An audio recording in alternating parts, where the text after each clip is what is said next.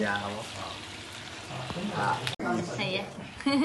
可唔可以分享下咧？你哋今日嘅感受，因為第2定第3次啦嘛，係啊。會唔會嗰個覺得去做呢一類嘅服務咧，係即係已經熟習咗嗰個即係個模式，應該知道點樣做啦？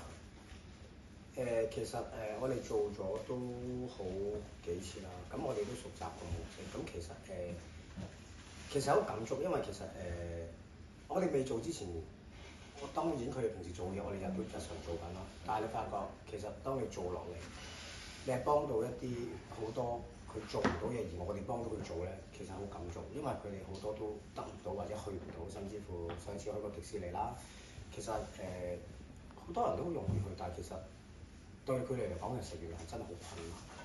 咁而且去完見到佢哋好開心啦，其實心靈上都自己都好開心嘅。我見今日2位咧都即係煮嘢食啊，都有同佢哋一齊即係去互動啦咁樣。咁有冇邊一個部分好難忘㗎？煎蛋餅。其實煮嘢食各方面咧，即係平時都自己有煮開嘅。但係如果同佢哋協作咁樣去煮咧，我會講嘅就係、雖然係我哋幫緊佢哋協助佢哋，但係對於我嚟講就係施比受更有福咯。就係我受到嘅就係佢哋好正能量咁樣去，就算可能佢哋坐緊輪椅啦，但係佢哋都會好 welcome 去將呢件事做好。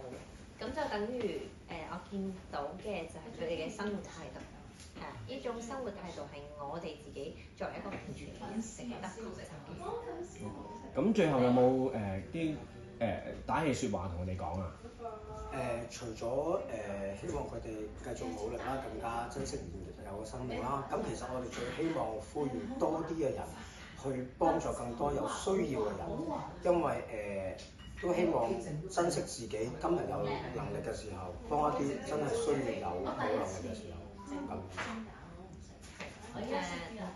我都非常之認同阿 P 講嘅嘢，就係喺我哋自己有嘅可以。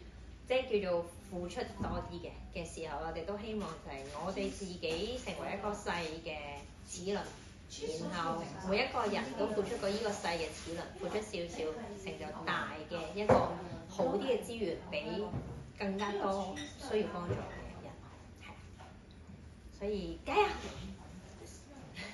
油！